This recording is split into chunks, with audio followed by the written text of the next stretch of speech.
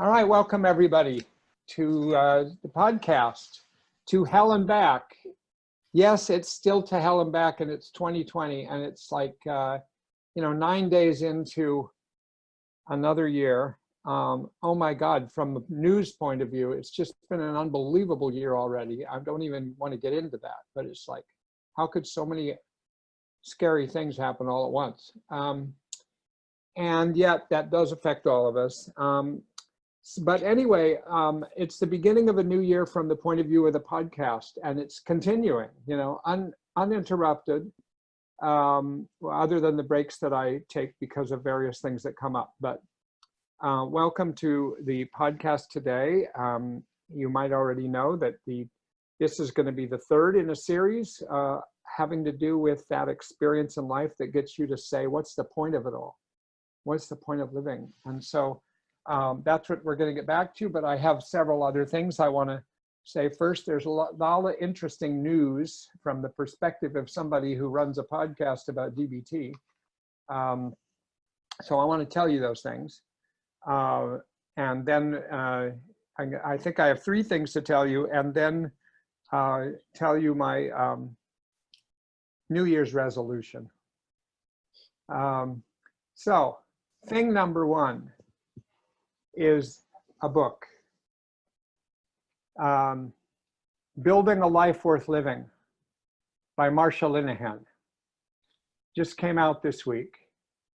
You can get it anywhere, Amazon, Barnes & Noble. Actually, I was in the next door town to where I live, Amherst, Massachusetts, the other night, and it was in the bookstore already. Somebody had it already, a bookstore had already gotten it. And it's the story, it's a memoir, it's the story of her life. And I haven't read much of it yet. I just received it last night late, and I just haven't had a chance to plow into it. But I did read the beginning of the foreword, and I want to read you a couple paragraphs.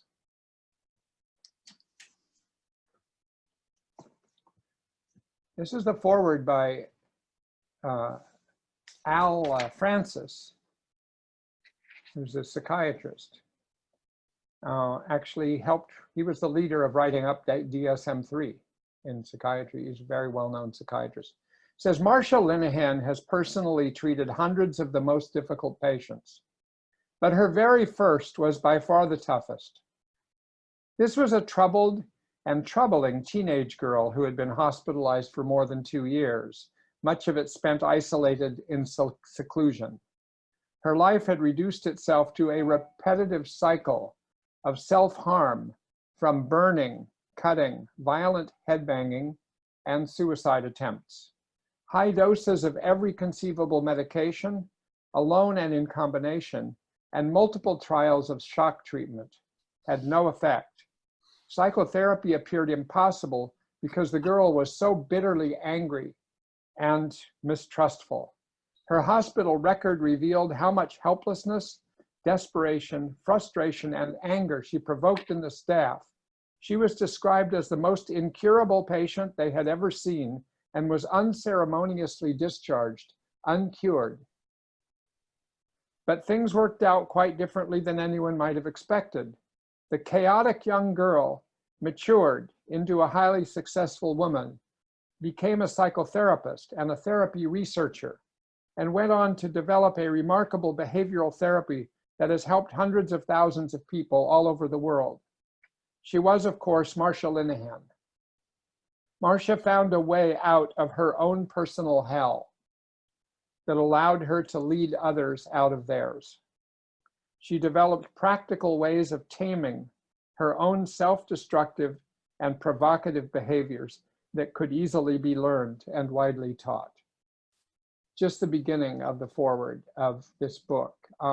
Really well written and heartfelt. Al Francis knew Marsha before anyone else that I ever knew Marsha in psychiatry. And he's the one that first mentioned her to me on the day of a conference when I was seeking a consultation with him because he happened to be in the same building I was in. And And he interviewed a patient with me who was in terrible shape. And during the interview with the patient, he was sitting on the floor, and I was sitting on the floor. We were all in the security room, the three of us. And in the middle of the interview, he said, you know, I'm going to make a suggestion. I don't know if you can do it. Do you have any money? No. Can you take a bus? No. Can you hitchhike? Yes. I think you should get out of this hospital, even though you're in terrible shape here, and hitchhike to Seattle, Washington, meaning 3,000 miles away. And there's this woman that no one seems to know named Marsha Linehan, and she's running a clinic for people like you. I think you should go there. I mean, he tells that story actually in the foreword a little bit also. So that's where I met, where I talked to Al. It's the first time I ever heard the word Marsha Linehan. And I looked her up, and I read an article pretty soon after that. And next thing I knew, I was on my way to Seattle, because I thought it sounded really interesting what she was doing. And it was very different than what I was doing, which was a different model of treatment with borderline personality. It was psychoanalytic treatment. So anyway, I recommend the book, whether you get it at a library or buy it or get it on your Kindle or whatever it is. I think it'll be interesting. Next thing, same week, another thing came out that's in a totally different way relevant to DBT, which is an interview by Oprah. Oprah is doing a series in 2020 to focus on people's well-being, with the idea of trying to get out to the world what has helped people with their wellness, including their mental health. And the first thing she did was to interview the other day Lady Gaga in a 50-minute interview. And in that interview, which I was watching, in the middle of that interview, all of a sudden Lady Gaga is saying, oh yeah, well, I've been helped by different things. It's been quite a struggle. She has suffered a lot. She has a lot of chronic physical pain. You wouldn't know it from watching her sing and dance in a movie. And she has a lot of mental health problems. She's had a psychotic episode. She's been hospitalized multiple times. She's was raped when she was 19 years old, and she still has PTSD from that. So she's talking to Oprah about how she's been helped. And in the middle of it, she says, you know, and I've been doing dialectical behavioral therapy. And Oprah says, oh, you're in DBT? In a way that clearly Oprah knew about it. She said, oh yeah, you know, I have a doctor, my DBT doctor, Andy. And I've been learning all these skills that have made a lot of difference in my life. I'm going to tell you about them. And she goes on to talk to Oprah about the skill of radical acceptance. She talks to her about the skill of wise mind, and how you need, when you're in emotion mind, how you need to access rational mind to help you find your way to wise mind, where you can make better decisions. And she talks about problem solving. She teaches Oprah about what it means to check the facts when you're having strong emotions. And then if your emotions match reality, then you need to solve reality. So you do problem solving, and she gives her an example. And she goes on later in the interview to talk about using the skill of opposite action. So it's really quite amazing. It's really it's not the first moment that people who are well known have known about DBT, but I think it's going to become a sort of a nodal moment in the relationship between DBT and the broader culture of our country or the world. I've already gotten some emails from friends in Sweden who had watched this interview and wanted to talk to me about it. So I recommend you just go to YouTube if you haven't already, because I know the word has spread fast about this, at least in the DBT circles. Go to YouTube and look up Oprah and Lady Gaga full interview. And you'll find at about minute number 19 and minute number 27 stuff about DBT. But the whole interview is kind of interesting. It's a very impressive thing that Lady Gaga is putting herself out there in this kind of way. Now, next announcement. I'm both nervous and excited about, and so is my guest for this next podcast. Starting next week for 3 weeks in a row, I'm going to be having a conversation with Seth Axelrod, Seth is a PhD psychologist at Yale University, and he's the head of DBT services there. He's also the co-chair of an annual conference on borderline personality disorder, done along with NEA-BPD, of which Perry Hoffman was the president. And Seth is also an extraordinary teacher about DBT and other things. Last year, he won the award from the International Society for Improvement and Teaching of DBT, the Outstanding Educator Award, which is only given every 2 or 3 years. And he's maybe the 8th recipient of this award in its history. He's a really interesting man. And that's not at all what I'm going to be talking to him about. I'm going to be talking to him about that he's now had a several-year battle with cancer, an aggressive form of cancer, a life-threatening form of cancer, and he's still battling it. And he's willing, courageously, and nervously, as he told me, he and I are going to talk this weekend about it, to come on and talk about his experience of being diagnosed, his experience of being treated, what he and his family and in his work life too, what he's gone through with cancer and how he's battled with side effects and with medications and with his fears and everything. And in particular, once we get around to it, how some of the concepts and skills from within DBT that he teaches day in and day out have really been helpful to him. So I think it's going to be really interesting. I've had a couple of these kind of interviews before, as you may know, if you've followed the podcasts, one with Cedar Coons about the suicide of her sister, and one with Natalia Garcia about the death of her child.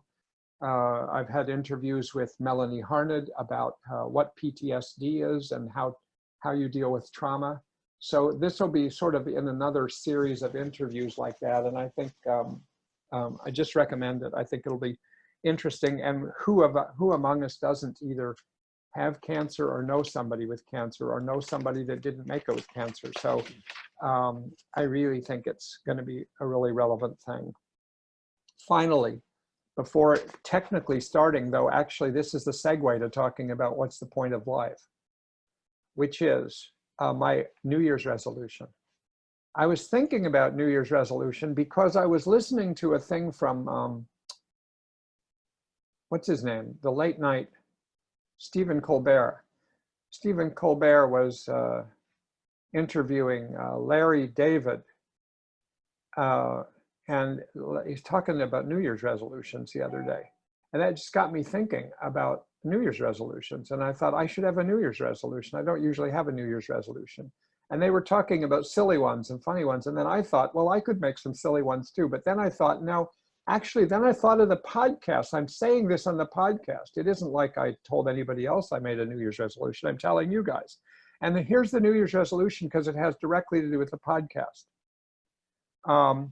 I resolve in 2020 to continue to do the podcasts that I do for the same reason that I began them and with the same methods that I began them. The same reason I began them, why did I begin them? It's really helpful for me to keep coming back to why I started doing these, because actually, you may think it's for you, but it actually isn't. I mean, if you're listening, that's great. If you get anything out of it, that's wonderful. I'm really happy about that, but that's not the point. The point of the podcasts when I started, and really the most important point continues to be, that it causes me, it's a prompting event. It leads me to have to think more deeply about things I think about anyway, or things I teach on a regular basis, or things that I've learned about. It makes me think more deeply. And that is the main reason I started them. I was looking for something that got me to do that.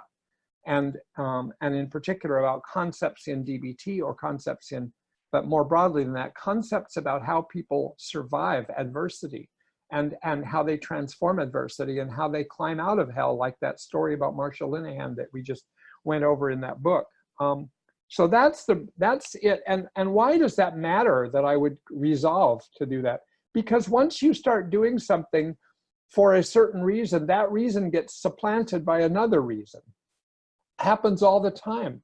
people start to do something for one reason, and next thing they know, they're doing it for other reasons. And there's been like a hostile takeover by the outside world. So, you know, somebody might start thinking, oh, I'm doing my podcasts in order to meet your needs.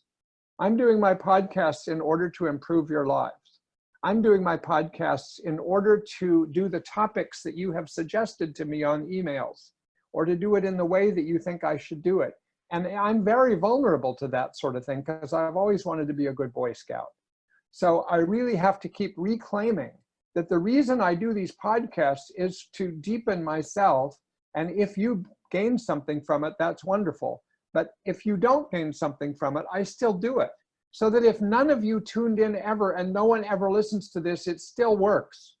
I mean, this isn't a popularity contest, and it isn't to make money, and it isn't to spread the word about marketing my work or anything like that. I mean, it could do any of those things, but that's not the point. Why do I say the same method? I want to keep with the same method of these podcasts. What is the method? Well, only you would know if you listen to many podcasts, which I don't listen to that many podcasts, but I have listened to other podcasts. But my podcasts are basically raw, uncut, unproduced, unpolished kind of podcasts. I mean, they are, and for my purpose, it doesn't matter that I get a production team, or I start with music, or I start with the same thing every time, or I have the same catchy jingle, or I tell the same type of story every time, or there's, you know, I've had all those thoughts repeatedly, and I've had people contact me and say, here's what I think you should do with your podcast. And there are people who know about podcasts. I have studiously kept myself from not knowing very much about podcasts, because then it makes it easier to just do it my way. And then, so I swear by my podcast that I resolve to keep doing it with the same goals and with the same methods, the uncut, unpolished kind of podcast, which probably makes it more likely that you actually find out a little bit more about who I am actually, rather than the polished version of me. And so I just wanted to make this resolution to you, because who else would care anyway? And not that you would care. I mean, I'm not saying you care. You're probably sitting there thinking, like, about this whole podcast topic, what's the point? What's the point? What is the point that I'm actually talking about what's the point?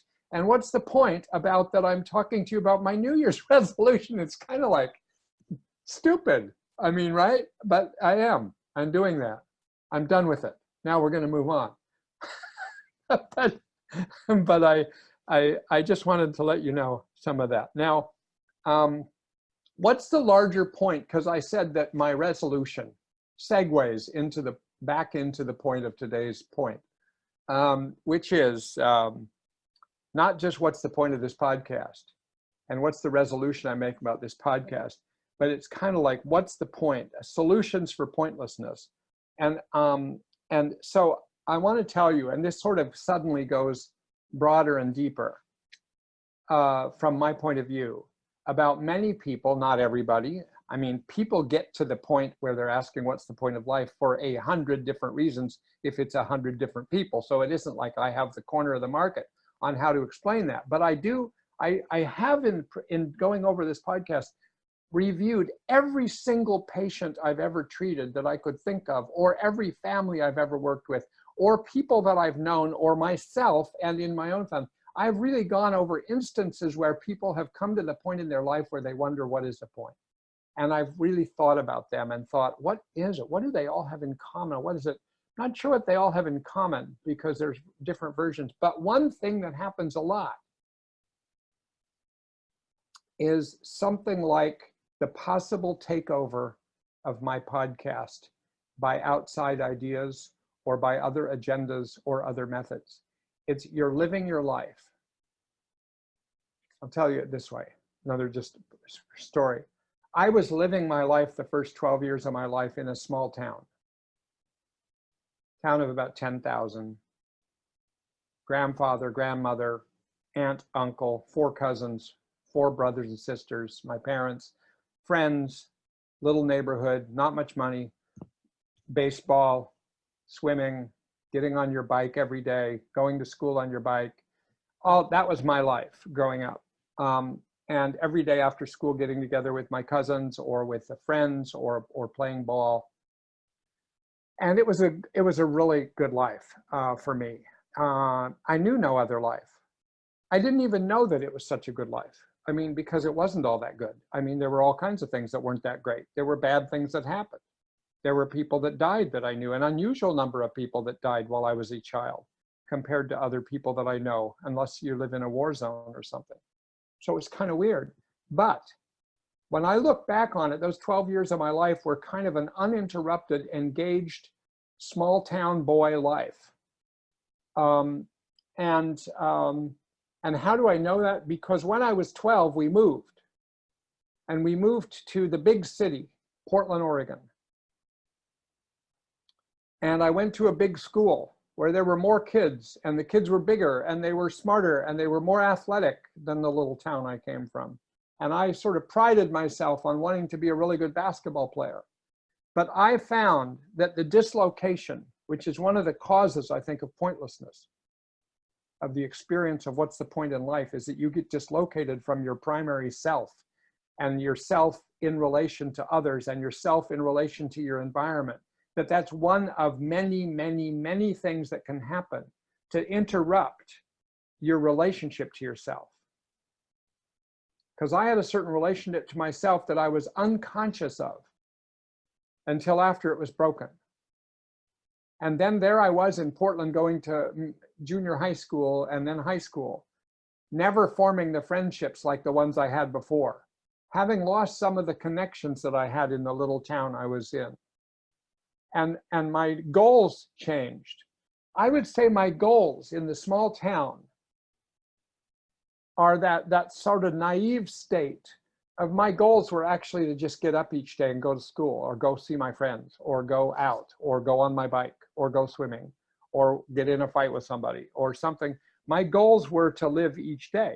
That's all. I just was living within a bubble of moment by moment life experience in a certain way by comparison to later. Because later, what was I doing? Starting in 7th grade, as I recall it, and I'm pretty consistent about remembering all the aspects of this, I wanted to get really good grades. I didn't care about getting really good grades before that. I wanted to be a really good student. I wanted to be the best in the class. I wanted to be the best athlete in the school. I wanted to work hard on my running because I wasn't a very fast runner. I wanted to run for student body council offices. I wanted to connect with people who were prominent at that school, like kids that were popular. I never gave a damn about that kind of stuff much before. I did like playing tetherball. I liked playing kickball. I liked chasing the girls after school or having them chase me in 4th or 5th grade. All of that good stuff. But this was a new world. It was a world of a more disconnected boy, trying to be good, trying to be successful, trying to make it. That was my adaptation to the fact that a fundamental connection had broken or was interrupted or was distorted between my inner voice that would author each day and the outer world where I was trying to connect because I had been dislocated. And I really absolutely think that was a major turning point in my life. And I never would have asked the question up to the age of 12. I'm convinced I never would have asked the question, what's the point of life? What's the point of what I'm doing today? Even if it was like trivial stuff, which of course it usually was. From whatever point of view you look at it, it was just sort of like small town stuff I was doing. But oh my God, I started to ask, am I doing important things? And I in those next 6 years living in Portland and going to these schools and doing very well, I was a very high achiever at the things I did, not the athletic ones that I really wanted, but the school ones that were like my second choice, but I was better at them than I was at being an athlete. And so I became a really good student and all of that, I'm succeeding. But if you had asked me, do you ever wonder what's the point of all this? And if I was honest with you, I would have said, yes, I do. It's a little bit hollow. It's like you get the next A on a paper. You get the next 100 on an exam. You're aiming to be a valedictorian. You're aiming to get into a known college. These kind of things became sort of what was driving me. It's not, it's, as you can hear now, reflecting back on what I said about the podcast, that was not what I wanted to aim for with the podcast. The podcast was more my small town voice in a way, rather than my big city voice. And so I just think this thing that happens to people, and it happens for a lot of different reasons. Let me just go on a little about this. I mentioned in the last podcast a girl with anorexia, a young woman with anorexia, but she started out, she became anorectic at age 16. And I said something there that you, if you listen to that, that you may or may not have picked up or made much out of. I can't remember exactly how I said it. I didn't go back and listen to it, so I don't know how it sounded to you. This girl was I think I mentioned last time, a very competitive swimmer and a really good student, and she was actually a relatively happy camper. And she got to be 14 and she never had thought that much. She sort of had a primary relationship with her body, that she owned her body. She was located in her body. It was a strong body, and she was comfortable with her body, more or less, as much as a 14-year-old girl can be in our society, which actually has already so many impediments. And then a doctor said to her, gee, your BMI is now lower. What's my BMI? Well, that tells us your body weight and what it should be. And you're actually, you weigh less and your BMI has come down a little bit. Now, she had never thought, oh, I have a problem with my body weight. And nobody had thought she had a problem with their body weight as far as she knew. But from that moment, it was sort of like that cracked her primary relationship between herself and her body and her eating. And all of a sudden, she became conscious of something beyond herself, the way I became conscious of success at school. And she became conscious of her body. She started thinking, oh my God, my doctor noticed my body and said that about my body. Look how benign that is compared to the trauma some people go through.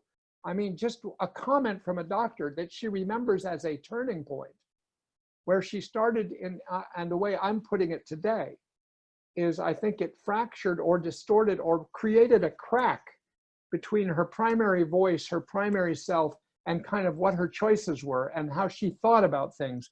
And now she's getting preoccupied with, gee, I wonder about my body. Next thing you know, she's losing weight. Next thing you know, she gets on a tear of losing weight, which probably represented other things too.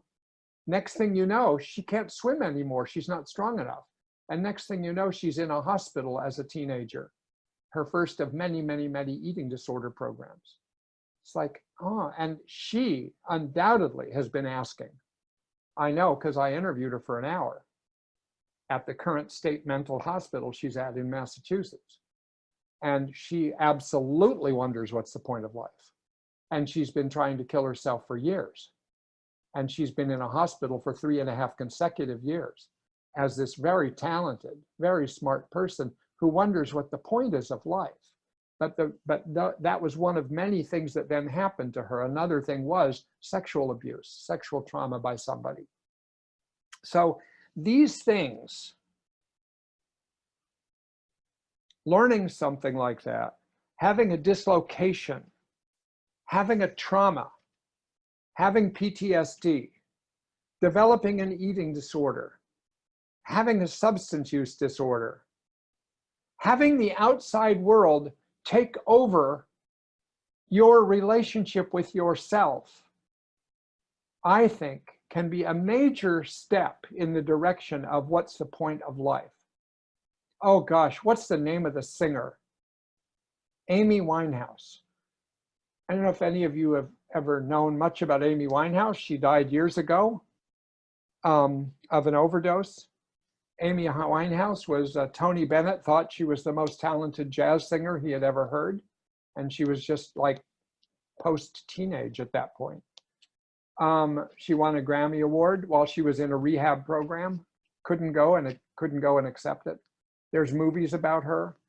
Amy Winehouse, when you see the movie about her, I think it's just called Amy, I forget exactly. And it goes through childhood movies and stuff like that. This was a girl who, if you watched her up to the age of about 13, just had this marvelous voice. She was absolutely just kind of like, she was just like a bratty little girl who had friends in the neighborhood, and they would get together and pretend they were doing concerts with pretend microphones, and they would sing, and they had family movies of her doing that. And you could just see she's just another nose-picking kid. But then you'd hear her voice and say, wow, she has a really nice voice. All of that was going fine. Then somebody noticed her voice. And once somebody noticed her voice and they started to talk about, oh my God, you're really talented. You could do this, you could do that. And her father gets involved in a very proprietary way. And her agent gets involved. And then she gets a boyfriend, and a boyfriend's involved. And all these men are working to turn her voice into a lot of money and make her famous. And next thing you know, she's on the road day in and day out, exhausted and surviving by using drugs. And next thing you know, she's battling that, and she's still producing amazing music. And next thing you know, she's dead of this. You know, here's somebody who wondered after a while, she had to wonder, what is the point? What is the point? And I want to say again, to me, part of the problem was when you lose track of the point of your life, not because of your own choosing, but because there's been an interruption between yourself and I don't want to sound new agey, but who you were meant to be or something like that. But it's when you are disconnected from your soul, from your creative self, or just from your own voice, because everybody's creative if they're actually speaking as themselves and not because that's what their friends think they should do, or their teachers think they should do, or their parents think they should do, or their doctor thinks they should do, or somebody else, or, you know, where things get appropriated or to some other point other than just having your own voice. And therefore, obviously, if you think like the way I think, part of the pathway when you're stuck in a paralyzing state of what is the point of life is to realize, to go back and trace the history of that in yourself. I would recommend somebody, if they were so motivated, of course, when you think, what's the point? I mean, why would anybody think there's a point in doing it? That's already a problem. But if they were to do it, somebody could write their own history, write their own little memoir, write their own story and say, at what point did you lose yourself? At what point did you go off and be interrupted? If there was ever a time you can remember that you weren't interrupted, that you were just being yourself and you were doing whatever you were doing, but then somehow something happened, something traumatic, or a loss. I've had multiple patients when I was thinking through my whole roster of people who've ended up wondering what's the point, who, if there's somebody in your life who feels like you have joined your personal self with them, and this is somebody who's and I don't mean this is your soulmate or your romantic partner. If this is just a buddy, and your buddy and you are really together, you are an entity together that reinforce your own voices. But then something happens to that person and you lose them. That now it could be you start to wonder, what's the point? Because yourself was merged with the other person. Just the way somebody who has a certain activity in life. I have somebody I've worked with who was an actress. And when she turned out for various reasons wasn't able to continue to be an actress, she lost something very important. And it was very hard for her to think, now what's the point? Somebody else who was trying to be an actress in New York City that I once knew got lupus, and it kept interrupting her capacity to actually do her acting work. And then it was like, oh, well, you can work in an office. And she could successfully work in an office and wonder, what is the point? So I just want to direct your attention to of all the other factors, and there are many, that can lead someone down the road to the point where they aren't sure what the point is of living. One of them can be, and I would look for it and try to work from it, the loss of the connection to yourself, which is actually still potentially right around the corner. That's what I always think when I'm working with someone in that situation. Like, how can this person stop doing the things that rob them of themselves, rob them of that connection, rob them of that spontaneity, rob them of that authenticity, so that they can actually do, even if it's like to crawl on the floor and turn a somersault, might be the most authentic thing they've done in a year. And that might be the beginning of a change. Why? Just because they actually did the silly thing they thought of doing. You know, they've stopped doing what they think they should be doing, which is quite a trap. And sometimes because things weren't working out, the only thing somebody can do is nothing. And yet they're not really doing nothing, but they can drop out of life. People drop out of life thinking there's no point in life. I was in college. And as you can hear, my trajectory was that after 6 years in Portland, I then got into a really good college, to Harvard College. And I went off to the East Coast, which I actually didn't care about going to at all. I tried to get myself psyched for it. I was going to a very well-known good college. And yet that's really wasn't where my heart of hearts was. My heart of hearts was in Oregon. And I would have been an Oregon boy that would have stayed and gone to school in Oregon and to whatever college, hopefully University of Oregon, because I loved it. But there I was going off to Harvard and not comfortable with it and not feeling like that represented my own voice. And I went through 3 years of school there. And I did the best I could in the classes. I tried to keep being good. But that way of salvaging your identity by being the best in the class, I couldn't do that anymore. I wasn't bad, but it's hard to be the best in the class at Harvard, where you've got all of these other strivers and people who are smart and talented who are doing stuff. And so I wasn't that. I was doing okay from the outside point of view. But what was I doing? I was wandering around Harvard Square in Cambridge, Massachusetts at night on Saturday nights, disconnected from everybody and myself, buying a pound of fudge at Brigham's ice cream place and standing on the corner at Harvard Square eating an entire fucking pound of fudge by myself while I'm watching other people and thinking, look, why is everybody paired up 2 by 2 and I'm only 1 by 1 here? You know, and it's sort of like, I better just go back to my room and study some more and practice the guitar, because I was teaching myself the guitar to salvage myself, you know, and that was, it went on like that for a while. And then I did have some friends, but they were far too purposeful for me.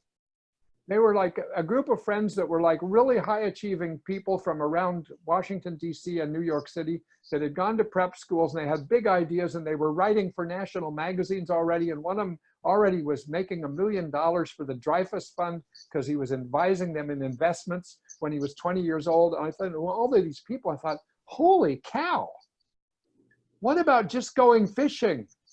You know, what about just getting you on your bike and riding to the Charles River and swimming somewhere where you're not supposed to, or something like that. That's like a real thing. Like if you grow up where I grew up, it's like I was so far removed from myself, and I was living that, and I was living it relatively successfully. And I was more and more wondering by my junior year of college, what is the point? And where's this all going? I don't see myself writing for national magazines, moving to New York or Washington, D.C. When can I go back to Oregon? You know, and stuff like that. And yet now I've lost out on Oregon. That disappeared a long time ago. So it was very difficult for me. And yet you wouldn't have known that if you knew me, you know, 1 step removed from me. So what did I do? I started thinking, I got to get the hell out of here. And I was in college, I was doing okay, and my parents were invested in that. And the only thing keeping me in college was that if I were to leave college, I would immediately be drafted to the Vietnam War.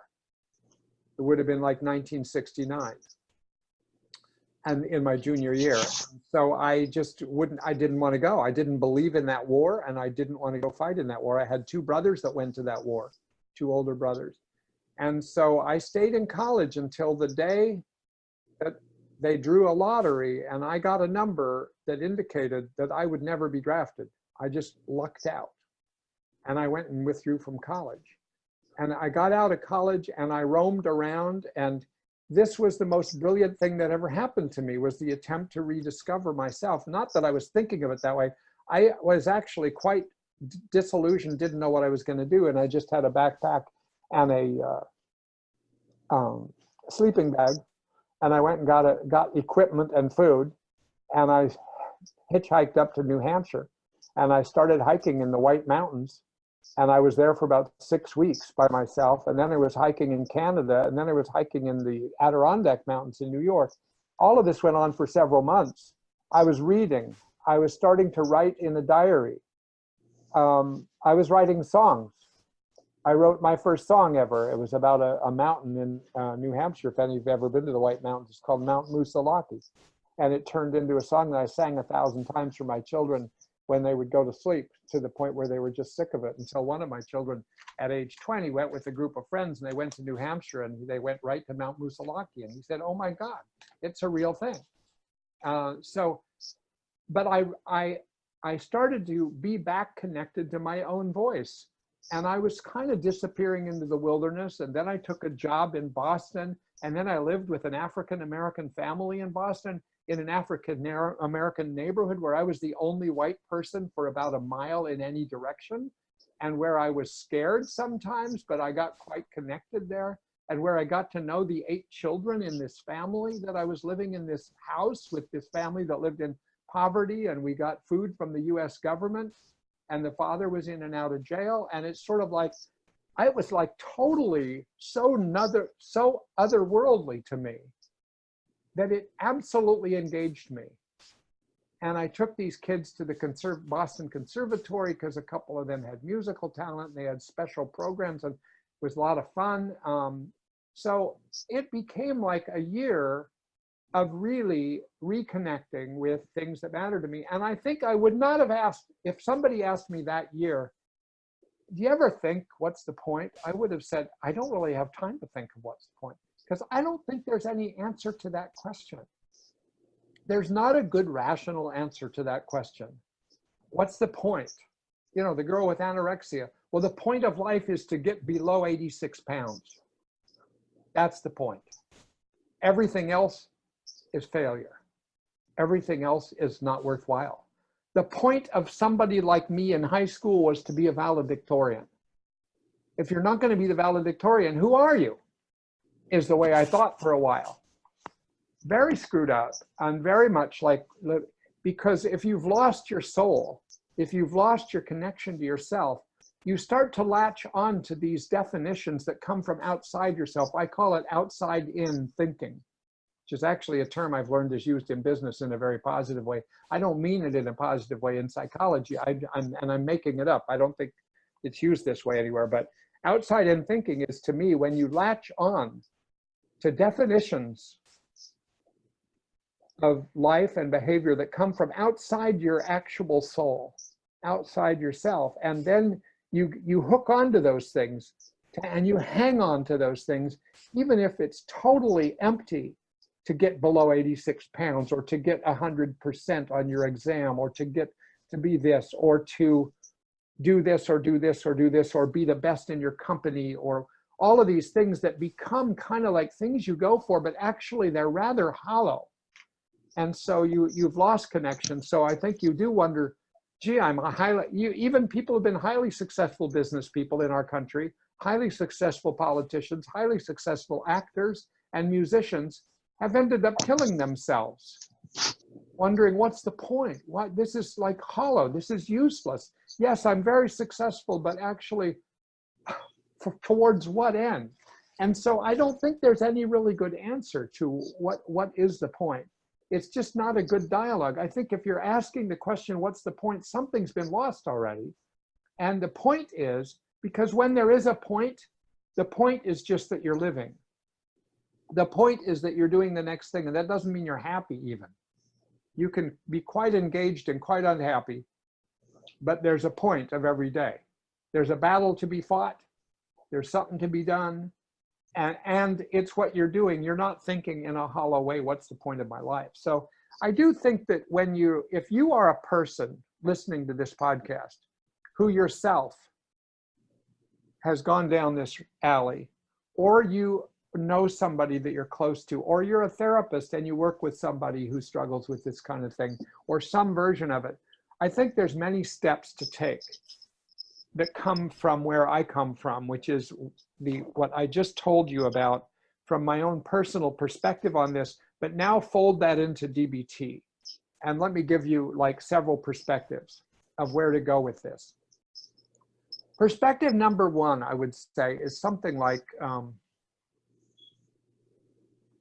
the perspective of this, if this is what's going on, and I started to talk about it before by saying, write your story, or tell your story to someone, or go over your story, and remember that you weren't always this way. There was a point. You may have to go back pretty far in your life, because maybe when you went to first grade, maybe you started to be taken over by the outside world and all of its expectations and what you should do. And then once you start to invest yourself in what you should do rather than who you are, you're already at the potential beginning of what's the point.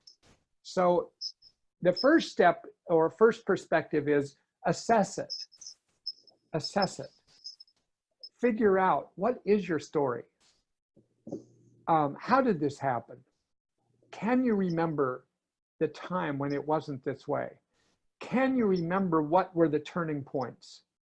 Like the equivalent for me of leaving little small town Albany, Oregon as a turning point. The equivalent for me of losing my closest friend as an adult in teaching DBT when she died of cancer. And when for a while, I'd say for the next year, I wondered, what is the point of teaching DBT? She's not alive anymore. Until actually I sort of came to terms with it and grieved her and incorporated her as part of me and carried on. When someone loses somebody, what's the point? You know, you do recover from many of these things given time and given circumstances that allow you to recover, given the lack of pressure that allows you to recover from whatever you're recovering from. So one thing is to assess it and to try to identify what is the nature of your story, because it's different than everybody else's story. And if you can identify the nature of story, you might start to understand in a way that is hard to communicate what the causes and conditions are of why you end up thinking that life is pointless. And it isn't the same as being suicidal, by the way. Thinking that, wondering what is the point of life is potentially one of the building blocks of ending up suicidal and really wanting to die and actually trying to take your life. But actually way more people end up going through long periods of their life, or at least some periods, and some people maybe really long periods, thinking what's the point without actually seriously getting close to suicide. It isn't necessarily tantamount to suicide, but it can be a step in the direction of suicide. Suicide usually also involves a level of intensity of suffering on top of feeling like, what's the point? I mean, I've treated people that come in and in their college age, and they say, I've lost the point of life. I don't know what the point of life is. It's a common thing to think about in college. I mean, and because for lots of reasons, I think, but they aren't necessarily suffering in the way that I mean, which is that kind of suffering that you're wondering how you're going to make it through the next moment. Major depression suffering, severe anxiety suffering, panic disorder suffering, bipolar suffering, the kind of suffering that actually makes you wonder, I can't do this anymore. And you get down to the point when you are suicidal of that there's only two choices left in life. After having life used to look like a bowl of cherries, or there were lots of options, or there were ways out. Now it comes down to you think there's only two ways to go. Either I stay alive and I suffer miserably and intensively every day, and there's no obvious way out, or I die. And once you get down to that point, in my point of view, as a therapist and a psychiatrist, you know, I try to see if somebody's at that point, because people do get to that point where those are the only two options left. And then it's clear to me, even if it's hard to do it. What to do about that? What to do about that is you have to try to find a third option. You have to find an option that is neither the option of I have to suffer forever and this is it and I can't stand it, versus I have to die. You have to aim for a third option, some activity, some relationship. Sometimes the people get hooked into DBT. DBT is that third option for a period of time, or some other treatment is that third option. Or as I told once in one podcast, I think the story of somebody who got down to that point in time at about age 23 years old, and the other option that her therapist helped her cultivate was the idea of running the New York Marathon.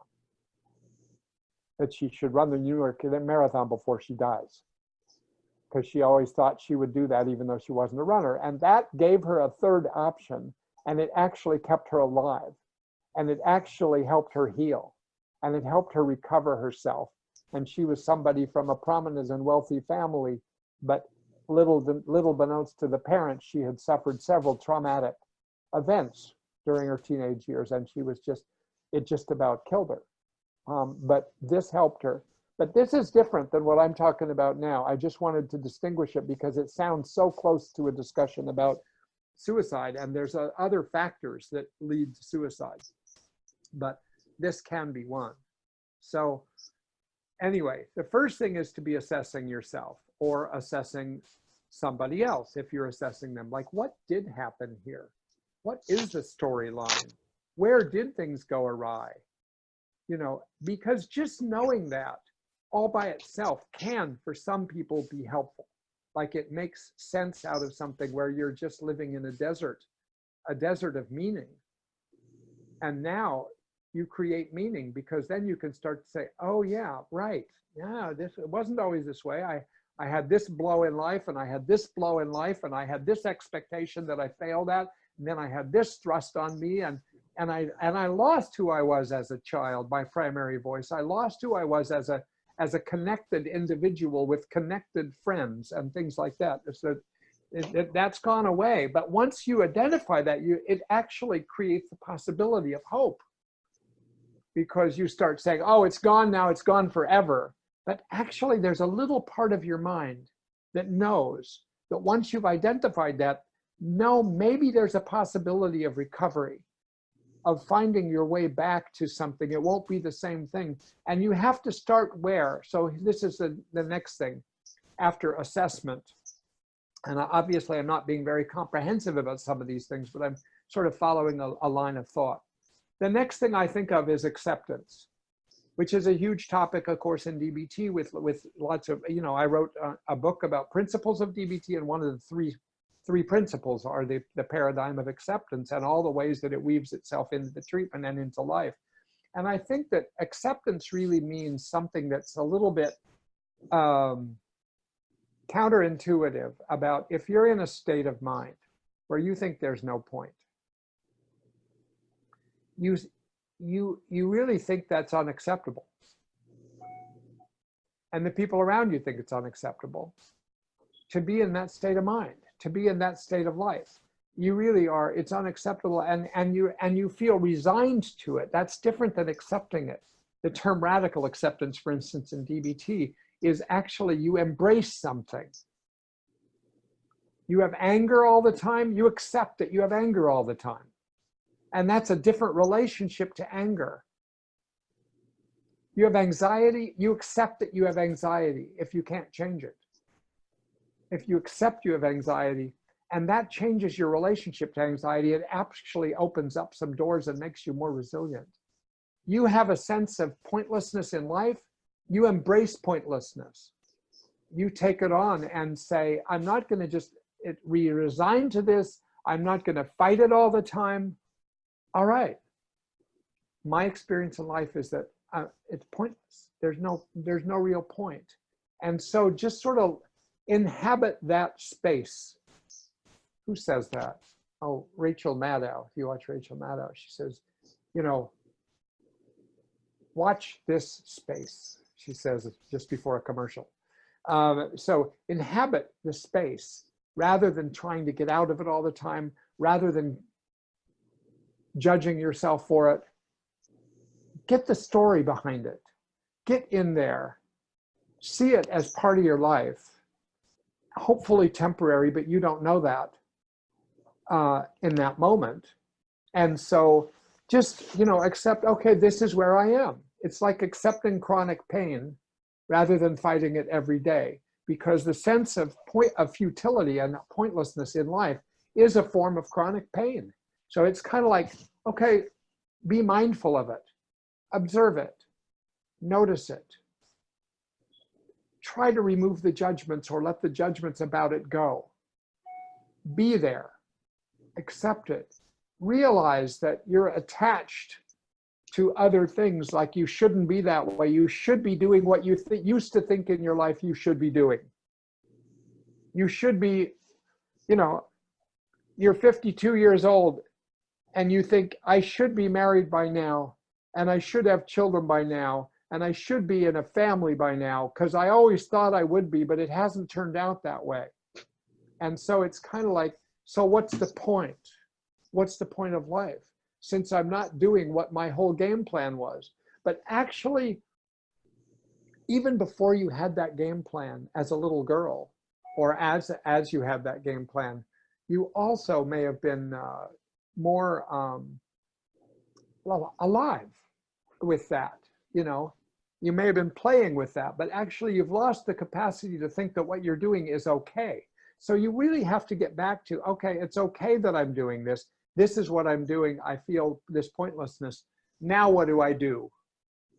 And to recognize that things keep changing, and notice with subtlety that things change every day. And even though you think you're just doing the same thing, the same pointless life day after day, actually it's never the same.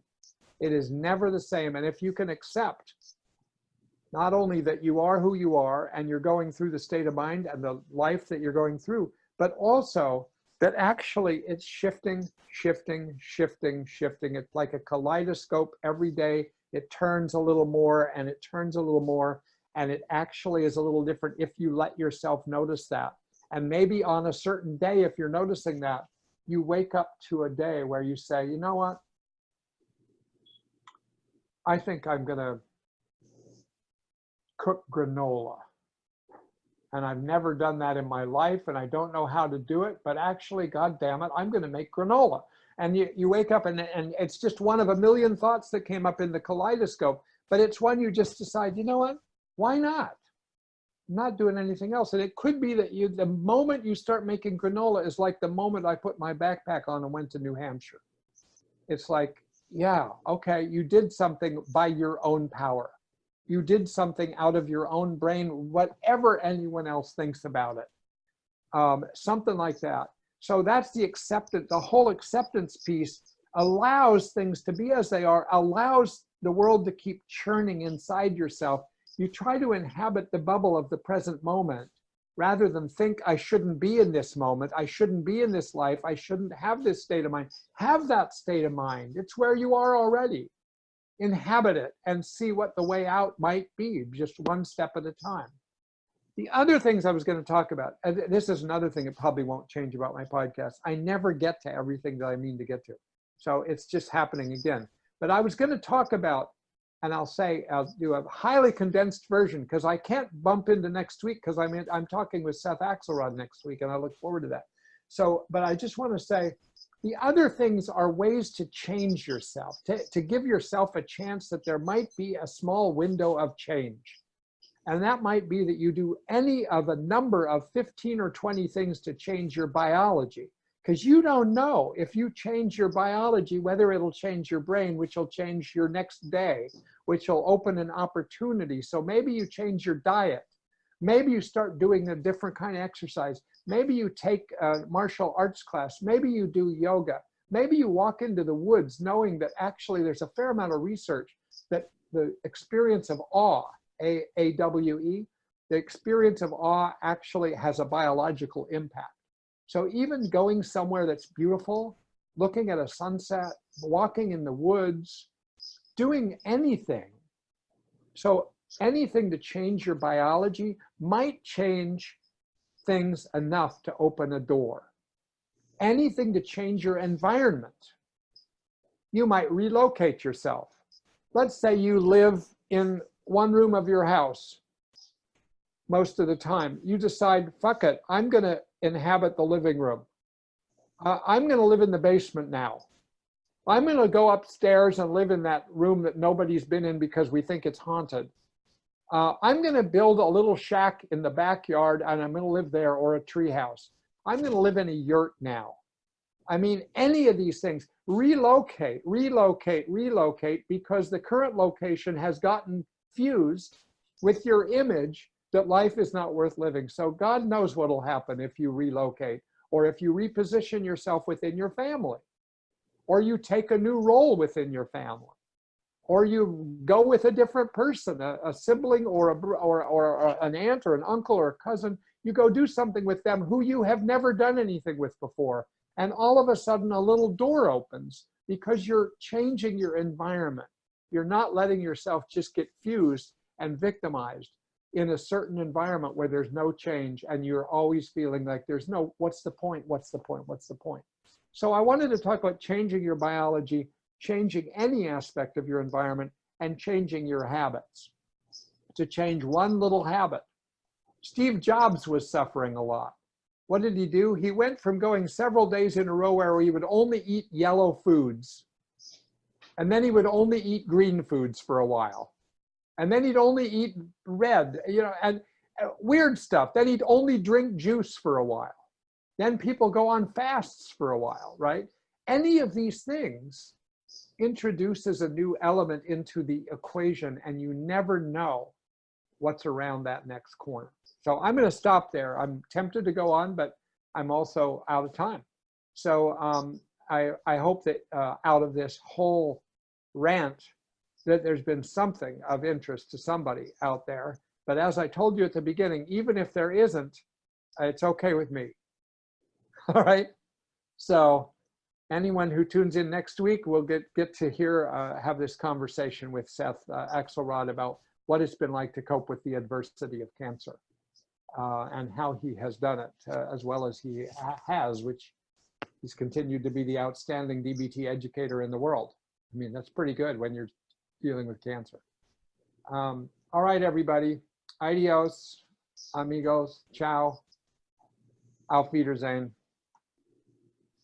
Bye.